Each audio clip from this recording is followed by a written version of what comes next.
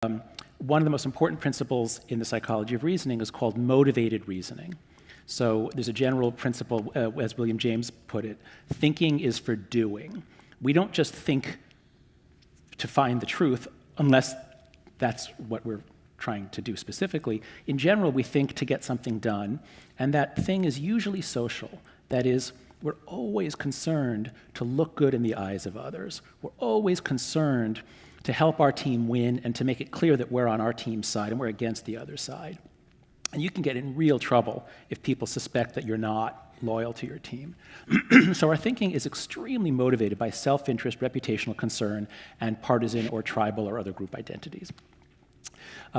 Interesting research from Dan Kahan at Yale and David Perkins, at Harvard, shows that as people go up in IQ, they're better at reasoning, but only at finding reasons on their side. You get better and better as a lawyer, but people are terrible at finding reasons on the other side. And so this is the general rule, motivated reasoning. And so if you put a bunch of people together that are all on the same team and you ask them to find the truth around something that matters to them, they cannot do it. They will be abysmal at it. And so this is the genius of a university and of a jury. In a university setting, in the academic setting, the way I refer to it is institutionalized disconfirmation. We all have the confirmation bias, which means we're using all of our IQ, we're using all of our thinking to confirm what we already believe or want to believe. It's almost impossible. So, you think scientists are out there looking for the truth? Not as individuals, they're not. They came up with an idea, and they're so excited about their idea, and they want to publish their idea. They want it to be true. Fortunately, a scientific community is structured so that one scientist puts something out there, and he knows he's going to be accountable, so he'd better be sure. So he's careful. So he puts it out there, and then 17 people critique him. And then in the process, if you have good norms, and philosophers have the best norms I have ever seen. Philosophers, they don't make you into a straw man, they read the footnotes. Philosophers have an amazing set of norms for talking together so that the truth can emerge from the interaction of these flawed individuals. In many other areas of the academy, things get more personal, there's more straw man type arguments.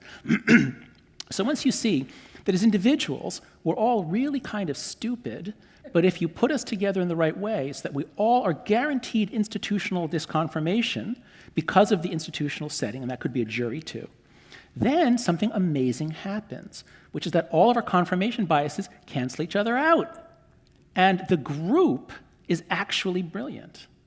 And so it's sort of like our brains. Our brains are made of lots of neurons. Each neuron's really stupid. It just fires or doesn't fire, fires or doesn't fire. That's all it does. But if you put the neurons together in the right way, patterns get matched and then something bigger comes out. So this is what I want to emphasize over and over again, that a university is special because it is one of the only places where we have institutionalized disconfirmation. And if that breaks down, then that whole field of scholarship has broken down and is not reliable and cannot be trusted and cannot be used to give policy recommendations. My favorite philosopher, so I spent a wonderful year at Princeton in 2006, 2007 with Anthony at the Center for Human Values. We travel, in the same. It's totally coincidental, but we're actually the same places. Yeah. And back then, my favorite philosopher was David Hume, as I was an intuitionist. Yeah. But now, given recent political events, my favorite philosopher is John Stuart Mill. And I was already my favorite philosopher. That's right, you were there before me too. It's only because you're a little older than me, so I just keep following in your footsteps. So raise your hand if you have ever read On Liberty. Raise your hand high. Wow. Is it assigned here in some courses, obviously? That's great. So On Liberty, it's not a very long book, but it's kind of a dense book. And so when I reread it, in fact, I first read it at Princeton. When I reread it, I realized, my God, the second chapter, there are 5 chapters, the second chapter is the most brilliant thing ever written about free speech. He anticipates all the arguments we have on campus as to why we, sure, free speech, but not for that, no platform this, we can't have that. Mill anticipated them all in 1859 and has the most brilliant responses. And so I just want to read one section, which I think should be emblazoned on the wall of every university, every seminar class. And this is a roundabout way of getting back to what Anthony said about identities and what we are able to do. Because people with different identities have different perspectives, they can do each other a favor, but we have to look to make sure that they truly have different perspectives. So here's the quote. You may have heard, I'm sure you've heard this, but he who knows only his own side of the case knows little of that. His reasons may be good, and no one may have been able to refute them. But if he is equally unable to refute the reasons on the opposite side, if he does not so much as know what they are, he has no ground for preferring either opinion. In other words, if it hasn't been through institutionalized disconfirmation, you have no idea if it's true. You're going to believe it if you like it, and your friends will validate that view, but you're probably wrong about a lot of the things you believe most fervently. And the only cure for that is viewpoint diversity. So now I'd like to ask in this room, so first, raise your hand if you're an undergrad here, if you're a student here at Middlebury. Okay, great. So if all of you just raise your hands, I'd like to know whether you consider yourself to be on the left, on the right, in the center, or libertarian. Those are your 4 options. Some of you won't fit into a box, but I'd like to find out whether you... You should probably ask them to close their eyes before they... Actually, They may not want each other to know. well, actually, maybe we should. You know what? Let's do that, and I'll do that. You have to promise. Do you all? Well, can I make you all swear that you will close your eyes? And we will report back the results. Okay? We're not closing our eyes. Let me just. Yeah, no, we're not. Yeah, that's right. Okay. So on the count of 3, everybody in the whole room, including the people who are not students. Everybody, close your eyes. Please close your eyes. Now I'm going to look around and make sure that you're really complying. Some of you are not. Okay, close your eyes. Okay. Now, please raise your hand if you would say that you're on the left politically, left, liberal, or Democrat. Okay. Raise your hand if you're on the right or conservative or Republican. Okay. And raise your hand if you are in the center. Okay. And raise your hand if you are libertarian. Okay. All right. So there were about 5 conservatives, 5 libertarians, about maybe 15 centrists, and then, 70 or 80, what would you say, people on the left? Something like that. Okay. So this is very typical for a college audience at an elite school, which is a left-right ratio of something on the order of 10 to 1, 20 to 1, something like that. And what that means is that there might be a variety of identities in the classroom.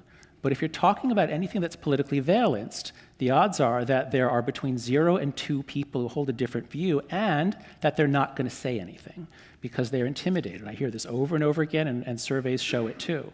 A survey we did at Heterodox Academy, when we ask about whether people feel free to speak up in class, people who are on the left say yes, people who are on the right say no. But here's the amazing thing. People who say that they're in the center or libertarian are right there with the conservatives. And people who say that they're just a little left of center are right there with the conservatives. So it's only people who are on the far left who feel comfortable speaking up in class. So what you see, what you hear in your seminar classes is not even a reflection of who is there. It's a reflection of who feels comfortable voicing their opinions. I'm just stopping there for effect, like let the silence. But what?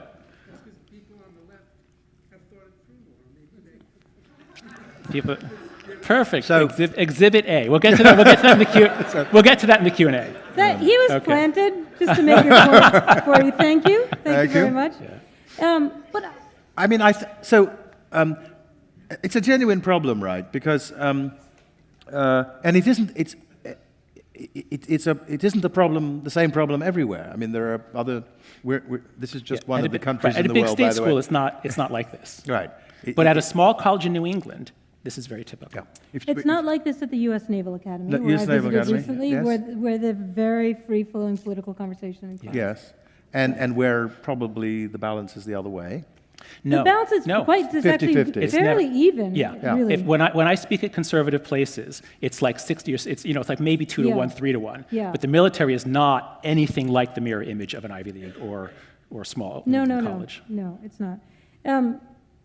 I guess Sorry, just to say though, I mean, what that means is that if you're going to do if you think Mill's right, that the way to test ideas is to face them up to serious arguments against them. Yes. And if you recognize how much motivated reasoning we engage in, then the most likely way to get good exposure to the arguments on the other side is not to try to think them up for yourself. That's right. Is to find someone who actually thinks they're the right arguments. Yeah. I hope, John was very kind about my discipline.